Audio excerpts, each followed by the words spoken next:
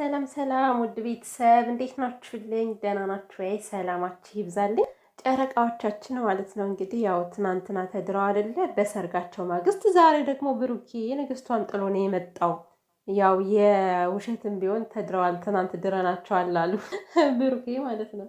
እኔ አንተ ባታገባኝ ወጥቼ የሚያገባኝ ብል ድርድር ብለው ነው የሚመጡት ስትለው ያው ቀናት ቢጤ ያለች አይደለ? የቃቃ ባል ነው እንደ የምትፈልጊው አለ ማለት ነው። ወይ ብሩክ አንተማ ተግደረደርክ እኮ እና የእውነት የትናንቱ ቪዲዮ ማለት ነው። እኔ በቃ በጣም ፈታ ነው ያልኩበት እግዚአብሔርን። ግን አንዳንድ ሰዎች ወደ ሌላ ነገር ወሰዳችሁት። እኔ እኮ ምንም ነገር ካላጠማዘዛችሁ የማይሆንላችሁ ሰዎች ያላችሁ እና እንግዲህ እኔም አክሴፕት አድርጌዋለሁ ይሄን ነገር የምሬን ነው። በቃ ሁሉ ላይ የሆነ ነገር ጣል ካላደረግን የሚጣፍጥ አይመስለንም እና ብቻ ግን አዝኜ ነው ያለፍኩት ማለት ነው። እንደዚህ አይነት ነገሮች እንደዚህ አይነት ኮመንቶችን ሳይ ማለት ነው ምን ያክል ቶሎ ብለን ጭንቅላታችን ወደ ነገር እንደምንወስደው በጣም ነው የሚገርመኝ። እና ያው ሀይሚና ብሩኬ ዞሮ ዞሮ መጋባታቸው አይቀርም፣ ችግር የለውም። ሁሉም ነገር ቀስ በቀስ ነው የሚሄድ ነው።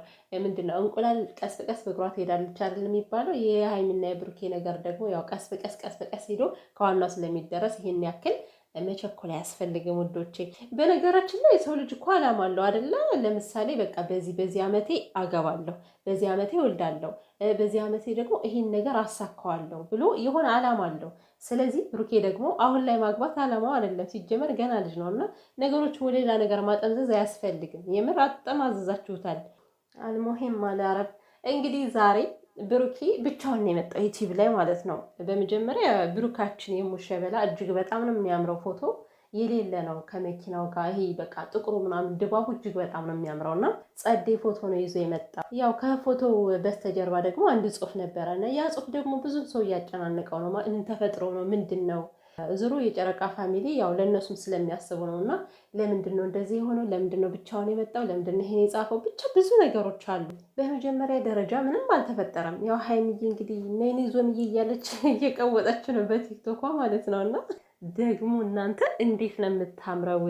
እኔ ይሄን የፀጉር ስታይሏን በጣም ነው የወደድኩት። የኔ ቀበጥ እና እሷን የኔ ዞምዬ እያለች ነው። አታስቡ፣ ምንም አልተፈጠረም። ብሩኬ የጻፈው መልእክት ደግሞ ትንሽ አስደንግጧችሁ ግን ምንም የሚያስደነግጥ ነገር የለም። ልክ እኮ ነው፣ የምሬን ነው ማለት የተጠቀማቸው ነገሮች። አሁን ለምሳሌ እኛ ብዙ ጊዜ በችግር ካላለፈን እንዱ ዝም ብለን ተመችቶን ሁሌም የምንኖር ከሆነ የምር ይሄ የመከፋት ባህሪውን ማናቀው የፈጣሪን ስራ ሁሉ ልንረሳ እንችላለን። እኛ ያው አንዳንዴ የሆነ ነገር ጫር ሲያደርገን ጫን ብሎ ሲመጣብን ነው አምላኬ ብለን እጃችን የምንዘረጋው አይደል? ስለዚህ በህይወታችን የሆነ ችግር ሲፈጠር ያንን ችግር እንዴት እንዳሳለፍ ነው የፈጣሪን ጸጋ የምናይበት ነው። እና ብሩኬ የተጠቀመው ቃል ማለት ብዙ ነገሮች ያሳለፋቸው ነገሮች ሊኖሩ ይችላሉ ከዚህ በፊት።